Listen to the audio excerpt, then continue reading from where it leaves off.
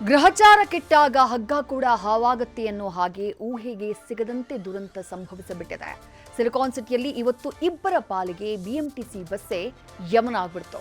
Stop ಬಂತು ಅಂತ ಓರ್ವ ವೃದ್ಧೆ ಇಳಿಯುವಾಗ ಟೈರ್ಗೆ ಸಿಲುಕಿ ಸಾವಿನ ಮನೆಯನ್ನ ಸೇರಿದ್ರೆ, ಮತ್ತೊಂದು ಕಡೆ ತನ್ನ ಪಾಡಿಗೆ ತಾನು ನಡ್ಕೊಂಡು ಹೋಗ್ತಾ ಇದ್ದಂತಹ ವೃದ್ಧನ ಮೇಲೆ ಬಿಎಂಟಿಸಿ ಎರಗಿ ಪ್ರಾಣವನ್ನ ಕಸಿದು ಬಿಟ್ಟಿದೆ.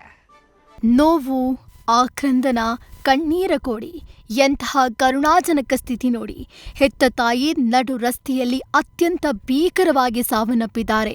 ಮಕ್ಕಳಿಗೆ ಅದನ್ನು ಸಹಿಸಿಕೊಳ್ಳೋದಕ್ಕೆ ಆಗ್ತಿಲ್ಲ. ಅಮ್ಮ ಏನಾಯ್ತಮ್ಮ ಅಂತ ಗೋಗರೆದಿದ್ದಾರೆ. ಇದು ಮತ್ತದೆ ಕಿಲ್ಲರ್ ಬಿಎಂಟಿಸಿಯಿಂದ ಆದ ಅನಾಹುತ. ಮತ್ತೊಂದು ಕುಟುಂಬಕ್ಕೆ ಆದ ಘನಘೋರ ಅನ್ಯಾಯ. ಸುಶೀಲಮ್ಮ ವಯಸ್ಸು 60, ಬೆಂಗಳೂರಿನ ಗೋವಿಂದರಾಜನಗರದಲ್ಲಿ ತಾವಿಳಿಯುವ ಸ್ಟಾಪ್ ಬಂತು ಅಂತ ಬಿಎಂಟಿಸಿ ಎಲೆಕ್ಟ್ರಿಕ್ ಬಸ್ನಿಂದ ಇಳಿಯೋದಕ್ಕೆ ಮುಂದಾಗಿದ್ದಾರೆ.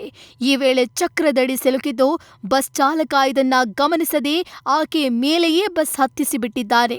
ಪರಿಣಾಮ ರಸ್ತೆ ಮೇಲೆಯೇ ಅತ್ಯಂತ ಭೀಕರವಾಗಿ ಸುಶೀಲಮ್ಮ ಪ್ರಾಣ ಬಿಟ್ಟಿದ್ದಾರೆ. ಇನ್ನು ಈ ದುರ್ಘಟನೆ ಸಂಭವಿಸ್ತಾ ಇದ್ದಂತೆ ಬಿಎಂಟಿಸಿ ಎಲೆಕ್ಟ್ರಿಕ್ ಬಸ್ ಚಾಲಕ ಸ್ಥಳದಿಂದ ಪರಾರಿಯಾಗಿದ್ದು, ಪೊಲೀಸರು ಸ್ಥಳಕ್ಕಾಗಮಿಸಿ ಪರಿಶೀಲನೆ ನಡೆಸಿದ್ದಾರೆ. ಇತ್ತ ವಿಷಯ ತಿಳಿತಾ ಇದ್ದಂತೆ ಮೃತ ಸುಶೀಲಮ್ಮನ ಮಕ್ಕಳು, ಕುಟುಂಬಸ್ಥರು ಸ್ಥಳಕ್ಕಾಗಮಿಸಿದ್ದು ಅಮ್ಮನ ಸ್ಥಿತಿ ಕಂಡು ಬಿಕ್ಕಿ ಬಿಕ್ಕಿ ಅತ್ತಿದ್ದಾರೆ. ಬೆಂಗಳೂರು ಬಿಎಂಟಿಸಿಗೆ ಮತ್ತೊಂದು ಬಲಿ. ನಡೆದು ಹೋಗ್ತಿದ್ದ ಪಾದಾಚಾರಿ ಮೇಲೆ ಹತ್ತಿದ ಬಸ್. ಇನ್ನು ಇದೇ ಕಿಲ್ಲರ್ ಬಿಎಂಟಿಸಿಯಿಂದ ಇವತ್ತು ಬೆಳಗ್ಗೆ 6:30ಕ್ಕೆ ಮಡಿವಾಳ ಬಸ್ ನಿಲ್ದಾಣದ ಬಳಿ ಸರಣಿ ಅಪಘಾತ ಸಂಭವಿಸಿದೆ.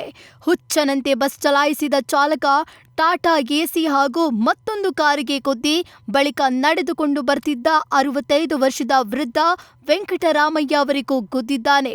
ಪರಿಣಾಮ ವೃದ್ಧ ರಸ್ತೆಗೆ ಹಾರಿ ಬಿದ್ದಿದ್ದು ಆತನ ಮೇಲೆ ಬಸ್ ಹರಿದು ಸ್ಥಳದಲ್ಲೇ ವೆಂಕಟರಾಮಯ್ಯ ಪ್ರಾಣ ಬಿಟ್ಟಿದ್ದಾರೆ. ಸದ್ಯ ಮೃತದೇಹವನ್ನ ಸೆಂಟ್ ಜಾನ್ ಆಸ್ಪತ್ರೆಗೆ ರವಾನಿಸಲಾಗಿದ್ದು, ಈ ಬಗ್ಗೆ ಮಡಿವಾಳ ಟ್ರಾಫಿಕ್ ಪೊಲೀಸ್ ಠಾಣೆಯಲ್ಲಿ ಪ್ರಕರಣ ದಾಖಲಾಗಿದೆ. ಇನ್ನು 65 ವರ್ಷವಾಗಿದ್ರು ವೆಂಕಟರಾಮಯ್ಯ ಹೊಟ್ಟೆಪಾಡಿಗಾಗಿ ತರಕಾರಿ ವ್ಯಾಪಾರ ಮಾಡ್ತಾ ಇದ್ರು. ಪ್ರತಿನಿತ್ಯ ವಿರಾಟನಗರದಿಂದ ಮಡಿವಾಳ ಮಾರ್ಕೆಟ್ಗೆ ಬಂದು ತರಕಾರಿ ಕೊಂಡು ಬಿಎಂಟಿಸಿ ಬಸ್ ಹತ್ತಿ ಮನೆ ಹತ್ತಿರ ವ್ಯಾಪಾರ ಮಾಡಿ ಜೀವನ ಸಾಗಿಸ್ತಾ ಇದ್ರು. ಆದ್ರೆ ಇವತ್ತು ಬಸ್ ರೂಪದಲ್ಲಿ ಯಮರಾಯ ಬಂದಿದ್ದು ಪತ್ನಿ ಮಕ್ಕಳ ಆಕ್ರಂದನ ಮುಗಿಲು ಮುಟ್ಟಿದೆ. ಒಟ್ನಲ್ಲಿ ಸಿಲಿಕಾನ್ ಸಿಟಿಯಲ್ಲಿ ಒಂದಾದರ ಮೇಲೆ ಒಂದರಂತೆ ದುರಂತ ನಡೀತಾನೆ ಇದೆ. ಚಾಲಕರ ಬೇಜವಾಬ್ದಾರಿ ತಾರಕಕ್ಕೆ ಏರ್ತಾನೆ ಇದೆ. ಆದ್ರೂ ಕೂಡ ಸಾರಿಗೆ ಸಚಿವರು ಈ ಬಗ್ಗೆ ಒಂದು ಕಠಿಣ ಕ್ರಮಕ್ಕೆ ಮುಂದಾಗ್ತಿಲ್ಲ ಅನ್ನೋದೇ ದುರಂತ. ಏನಾದ್ರೂ ಅಮಾಯಕರ ಪ್ರಾಣದ ಜೊತೆ ಚೆಲ್ಲಾಟ ಆಡೋ ಚಾಲಕರ ವಿರುದ್ಧ ಕ್ರಮ ಆಗಬೇಕಿದೆ. Raghupal, news first, Bengaluru.